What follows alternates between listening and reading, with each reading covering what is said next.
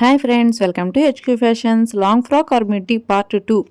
Part 1లో ఈ crop top మోడల్ని మోడిఫై చేసి డిజైన్ చేశాను కదా. సో అలాగే మిడ్డీని కూడా మోడిఫై చేసి డిజైన్ చేద్దాం స్టార్ట్ చేశాను, కానీ ఈ మిడ్డీ నాకు చుక్కలు చూపించిందండి. చూడండి అసలు ఏం జరిగిందో చెప్తాను.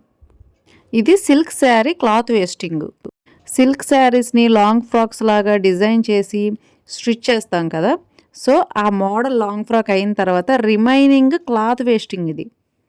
ఇప్పుడు ఈ క్లాత్ని నేను మిడ్డీ స్టిచ్ చేయడానికి యూస్ చేస్తున్నా. ఈ క్లాత్కి ఉన్న బార్డర్ లైన్ని కట్ చేసి రిమూవ్ చేస్తున్నా. ఈ రిమూవ్ చేసిన బార్డర్ లైన్ని కూడా మళ్ళీ మనం లాస్ట్లో అటాచ్ చేసుకునే అవకాశం ఉంటుంది. సో అందుకని పక్కన పెట్టా. అండ్ ఇదిగోండి, ఇంత క్లాత్ వేస్టింగ్ అనేది వచ్చింది. సో నేనేమనుకున్నానంటే, ఇంత క్లాత్ వేస్టింగ్ వచ్చింది కదా, సో నాకు ఇది మిడ్డీకి సరిపోతుంది అని అనుకొని నేను స్టార్ట్ చేశా. అంటే నాకు కావాల్సిన లెంత్, హైట్, విడ్త్ ఇవన్నీ కూడా ఈ మిడ్డీలో వచ్చేస్తాయి, ఈ క్లాత్ వేస్టింగ్లో వచ్చేస్తాయి అని అనుకొని స్టార్ట్ చేశా. కానీ ఈ టేప్ పట్టుకొని నేను ఎక్కడైతే విస్ట్ పార్ట్ దగ్గర నేను మార్కింగ్ వేశానో, నాకు కావాల్సిన విస్ట్ సైజు లేదంటే హిప్ సైజు, ఈ హిప్ సైజులో నేను కటింగ్ చేశా. ఈ కటింగ్ చేసిన తర్వాత ఈ రిమైనింగ్ పార్ట్ ఏదైతే ఉందో అది చాలా తక్కువ ఉంది. అంటే 13 ఇంచెస్ ఆర్ 15 ఇంచెస్ ఎంతో వచ్చింది. అంటే నాకు ఇది చాలా తక్కువ. ఇంత తక్కువ క్లాత్తో మళ్ళీ ఇటు సైడ్ సేమ్ మనం పైన 13 ఇంచెస్ వచ్చింది కాబట్టి సేమ్ మళ్ళీ 13 ఇంచెస్ ఆర్ 15 ఇంచెస్ నేను చూడలేదు సరిగా, ఆ లెంత్లోనే కటింగ్ చేసుకోవాలి, అవునా. సో ఆ విధంగానే కటింగ్ చేశా. మరి ఇంకా అంతకు మించి ఆప్షన్ ఉండదు మన దగ్గర, ఎందుకంటే కటింగ్ రౌండ్ కటింగ్ రావాలి కదా. సో అందుకోసమని సేమ్ అలాగే కటింగ్ చేశా. ఇలా కటింగ్ చేసిన తర్వాత చూడండి, మిడ్డీ సైజులో తీస్తే దీన్ని చెడ్డీ సైజులో వచ్చింది. అబ్బబ్బబ్బబ్బా, ఏం చేస్తుంది, నేనేం చేయాలి నాకు అర్థం కాలేదు. బాగా టెన్షన్ అయిన తర్వాత కొద్దిగా ఈ క్లాత్ పార్ట్ అనేది దొరికింది. లక్కీగా కలర్ కాంబినేషన్ కరెక్ట్గా ఉంది. సో నేను ఏం చేశానంటే కావలసిన ఫోల్డింగ్లో, అంటే ఉన్న క్లాత్ని కరెక్ట్గా ఫోల్డింగ్స్ వేసుకొని కటింగ్ చేశాను. అండ్ అలాగే అంటే ఇప్పుడు ఎంత సైజు వస్తుంది ఏంటి ఇవన్నీ ముందు మార్కింగ్ చేసుకుంటాం కదా, ఆ విధంగానే మార్కింగ్ వేసుకొని నాకు కావాల్సిన సైజులోనే కటింగ్ చేశాను. ఇలా కటింగ్ చేసిన తర్వాత ఇగోండి, ఈ క్రాస్ పార్ట్స్ అన్నీ ఉన్నాయి కదా, ఈ జాయింట్స్ అనేవి పడతాయి కదా, మరి వేస్ట్ క్లాత్స్ కాబట్టి చిన్న చిన్న జాయింట్స్ అనేవి పడతాయి. ఇలాగా ఈ జాయింట్స్ ఎన్నైతే పడ్డాయో అవన్నీ కూడా జాయింట్స్ వేసుకొని మొత్తం it's straight joints or cross joints ఏవైనా సరే అన్నీ కూడా రెడీగా స్టిచ్ చేసేసుకొని పక్కన పెట్టుకున్నా. ఇవ్వండి, ఈ విధంగా నాకు కావాల్సిన లెంత్, విడ్త్ అంతా కూడా వచ్చే విధంగా నేను ఇలా రెడీ చేసుకున్నాను. ఓకే, బాగుంది, కలర్ కాంబినేషన్ కరెక్ట్గా సెట్ అయింది. అండ్ అలాగే దీనికి ఈ బార్డర్ అటాచ్ చేస్తే కనుక చాలా బాగుంటుంది. ఓకే, ఇక్కడ వరకు బాగానే ఉంది. హైట్ కూడా చెక్ చేశాను, కరెక్ట్గానే ఉన్నట్టు అనిపించింది. సో అన్నీ బాగానే ఉన్నాయి కదా, ఇంకెందుకు లేటు, స్టిచ్చింగ్ స్టార్ట్ చేసేసాను. అంటే ఈ సెంటర్ జాయింట్స్ అనేవి పడ్డాయి అన్నమాట ఈ మిడ్డీ క్లాత్కి. అంటే ఇది శారీ నుంచి తీసిన కదా క్లాతులు కదా, రిమైనింగ్ క్లాతులు కదా. సో సెంటర్ అనేది జాయింట్ పడింది. పైనే కాబట్టి సెంటర్ జాయింట్ పడినా సరే అంతేం కనబడదులే. అండ్ అలాగే లైనింగ్ కూడా వేస్తాం కదా, అంతగా ఓవర్గా ఇది అవ్వదులే అని చెప్పేసి నేను ఈ సెంటర్ జాయింట్స్ వేసేసాను. అండ్ అలాగే సైడ్ జాయింట్స్ కూడా ఉంటాయి దీనికి, ఈ సైడ్ జాయింట్స్ కూడా వేస్తున్నాం. కానీ ఇక్కడ ఎందుకు ఇంత క్లాత్ వేస్టింగ్ జరిగింది అంటే, ఇక్కడ విస్ట్ పార్ట్ అనేది చాలా పెద్దది, ఆల్మోస్ట్ 20 ఇంచెస్ అంటే 40 ఇంచెస్ విస్ట్ పార్ట్. ఇంత పెద్ద విస్ట్ పార్ట్ తీయాలి అంటే కనుక క్లాత్ అంతా కూడా పైనే ఎక్స్ట్రా పోతుందన్నమాట. సో అందుకని నాకు హైట్ బాగా తగ్గిపోయింది, అందుకని ఎక్స్ట్రా జాయింట్ అనేది పడింది. అంటే ఈ క్రాస్ పార్ట్స్లో వెడల్పు అనేది తగ్గినప్పుడు హైట్ కూడా తగ్గిపోతుంది. అది లాంగ్ ఫ్రాక్ అయినా లేదంటే మీరు కొత్తగా తీసుకున్న మెటీరియల్ నుంచి మీరు స్టార్ట్ చేసినా సరే మీకు విస్ట్ పార్ట్ పెరిగేసరికి హైట్ తగ్గుతూ వస్తుంది. సో ఆ విధంగా ఇది అనేది తగ్గిందనమాట. కానీ నేను ఎక్స్ట్రా క్లాత్స్ అనేవి ఏదోటి వాడవచ్చులే అని చెప్పి నేను అంత డిసప్పాయింట్ అయితే అవ్వాల. ఓకే, మనం ఏదోటి చేస్తాను కదా, అది ఏదోటి ఆలోచన చెయ్యాలి కదా, ఎక్కడిది అక్కడే వదిలేసి నేనైతే వెనక్కి వెళ్ళను కదా. సో సక్సెస్ఫుల్గా ఫినిష్ చేస్తా. సో ఆ కాన్ఫిడెంట్తోనే నేనైతే ఇలా చేస్తున్నా. అండ్ నేను ఇంకోటి కూడా అనుకున్నా, మనం టైలర్స్, మనం డిజైనర్స్ అయినా సరే ఒక డిజైన్ చేసి వదిలేస్తారు, కానీ మనం ఏం చేస్తాం, ఆ డిజైన్ని 1000 రకాలుగా మోడిఫై చేస్తాం. అలాగా నేను ఫీల్ అయ్యి నేనేం చేశానంటే అన్నీ కరెక్ట్గానే చేశాను, అంటే లెంత్, హైట్ అవన్నీ కూడా కరెక్ట్‌గానే చూసుకున్నా. అండ్ దీని ప్రకారంగా అన్నీ కూడా కటింగ్ చేసి మెజర్ చేసుకున్నా. నాకు ఎంతొస్తుంది, హైట్ కరెక్ట్‌గా ఎంతొస్తుంది, ఇవన్నీ కూడా చూసుకొని ఒక లైన్‌గా అన్నీ కూడా లైన్‌గా పెట్టుకొని అన్నీ ఇది పైన వేసే మెయిన్ పార్టు, అలాగే మిడిల్‌లో వేసే క్లాతు, ఆ తర్వాత కిందన వేసే బోర్డరు, ఇవన్నీ కూడా లైన్‌గా పెట్టుకొని హైట్ చెక్ చేసుకున్నా. హైట్ చెక్ చేసుకుంటే నాకు ఆల్మోస్ట్ 28 ఇంచెస్ వస్తుంది. సో, అంతా బాగానే ఉంది కదా! 28 ఇంచెస్ లైనింగ్ వస్తుంది. అదే మెయిన్ పార్ట్ వస్తుంది.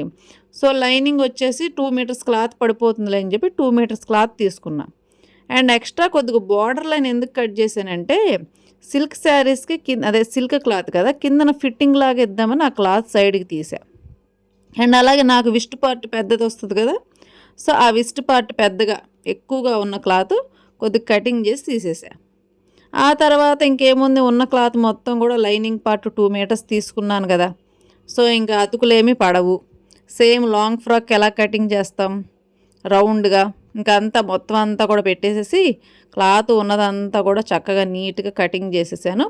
ఆ తర్వాత చిన్న జాయింట్ పడింది, ఇగోండి ఈ క్రాస్ జాయింట్. ఇక్కడ వరకు కథ అంతా బాగానే ఉంది. జాయింట్ పడుతుంది కాబట్టి ఆ జాయింట్ కూడా వేసాను.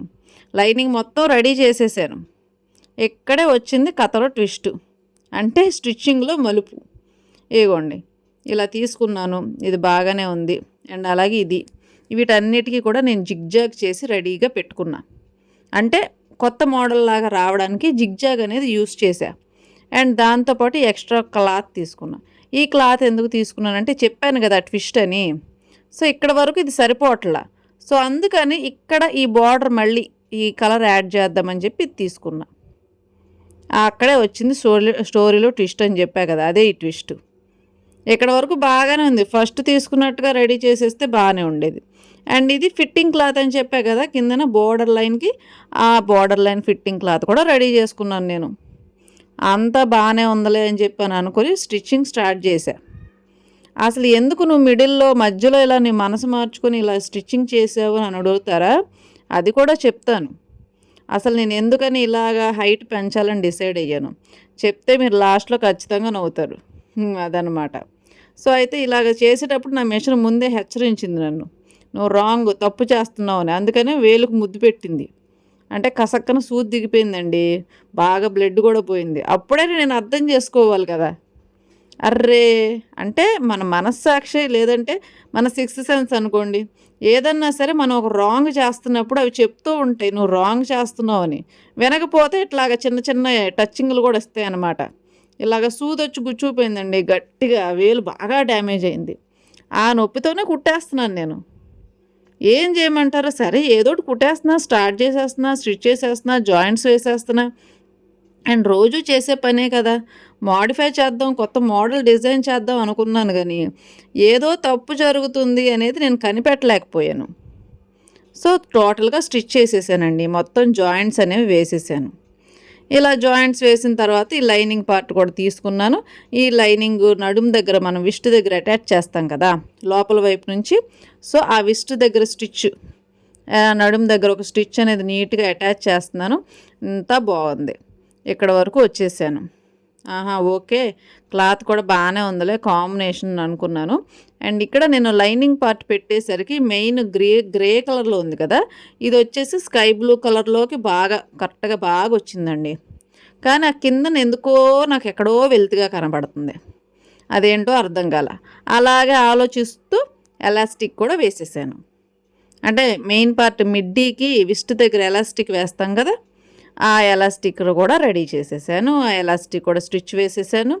అండ్ అలాగే అది ఫిట్టింగ్ బాగా రావడం కోసం లోపల ఇంకొక సిల్క్ క్లాత్ కూడా యాడ్ చేశాను. అంటే మరి లోపల ఉన్న వైట్ బెల్ట్, ఎలాస్టిక్ బెల్ట్ బయటికి కనబడకుండా లోపల ఇంకొక క్లాత్ అనేది యాడ్ చేశాను. స్టిచ్చింగ్ కూడా చేసేసాను. కానీ ఎక్కడో నాకేదో అన్కంఫర్టబుల్గా ఫీల్ అవుతున్నాను, కానీ అది ఎందుకని అలా ఫీల్ అవుతున్నాను అనేది నాకు చాలా సేపు అర్థం కాల. కానీ అంతా బాగానే ఉంది అనుకుంటున్నా. అంటే ఎక్కడ రాంగ్ పడింది అనేది నాకు అర్థం కాల. అసలు ఇంతకీ నువ్వెందుకు ఈ డెసిషన్ మార్చుకున్నావు, ఎక్స్ట్రాగా ఎందుకు వేసావంటే చెప్తున్నాను, తర్వాత తిట్టుకోకండి. ఇక్కడ ఏం జరిగిందంటే లైనింగ్ పార్ట్ కట్ చేసేసాను కదా 2 మీటర్స్, అది ఎక్కువ వచ్చేసిందండి. అది లెంత్ ఎక్కువ వచ్చిందని మెయిన్ పార్ట్ని కూడా లెంత్ ఎక్కువ పెంచుతున్నా. అసలు ఇక్కడేనండి నేను అసలు మెయిన్ తప్పు చేశాను. లైనింగ్ ఎక్కువ వస్తే లైనింగ్ని కట్ చేయాలి, లేదంటే ఫోల్డింగ్ పెట్టి కిందన స్టిచ్ వేయాలి. కానీ అసలు తెలివితేటలు చూడండి. అందుకని ఒక్కొక్కసారి ఇలాంటి తెలివితేటల వల్లే మనం వెనకడుగు వేయాల్సి వస్తుంది. ఎక్కడ తప్పు జరిగితే అక్కడ సరి చేయాలి, కానీ వేరే ఏదో సరి చేస్తే ఏమొస్తుంది చెప్పండి. నాకు లైనింగ్లో మిస్టేక్ జరిగింది, సో లైనింగ్లోనే కదా నేను సరి చేసుకోవాల్సింది. మెయిన్ పార్ట్ సరి చేస్తే ఏమొస్తుంది చూడండి ఎలా వచ్చిందో. ఇక్కడ వరకు బాగుంది, ఇక్కడ మాత్రం ఏదో వెక్కిరిస్తున్నట్టుగా అనిపిస్తుంది నాకు. అస్సలు కంఫర్టబుల్గా లేదండి. ఇంక చచ్చినట్టు ఏం చేస్తాం, మొత్తం అంతా జిగ్జాగ్ దగ్గర నుంచి మొత్తం అంతా రిమూవ్ చేశాను. అసలు రిమూవ్ చేసేటప్పుడు నేను ఎంత బాధపడ్డాను. అసలే సూది ఒకటి గుచ్చుకుపోయింది కదా వేలుకి, అసలు బాగా నరకం కనబడిందండి. కానీ ఎలాగన్నా సరే మనసుకు నచ్చింది ఎక్కడా కూడా ఉంచకూడదు. సో అందుకని టోటల్గా కంప్లీట్గా మొత్తం మళ్ళీ రిమూవ్ చేసేసి ఇది మొత్తం కూడా మళ్ళీ ఈ విధంగా రెడీ చేశా. సో ఇక్కడ నాకు బాగా చుక్కలు కనపడ్డాయండి. ఒక డే మొత్తం పట్టింది రిమూవ్ చేయడానికి. కుట్టడానికి 1/2 అవరే పట్టింది, కానీ రిమూవ్ చేయడానికి 1 డే పట్టింది. సో అందుకని ఒక్కొక్కసారి 6 సెన్స్ మాట కూడా వినాలన్నమాట. సో మీరు సబ్స్క్రైబ్ చేసుకోవడం అడగడానికి నా మనసు అయితే రావట్లేదు, కానీ మీకు ఇలాంటి ఎక్స్పీరియన్స్ అయితే కనుక కామెంట్ పెట్టండి. Thank you.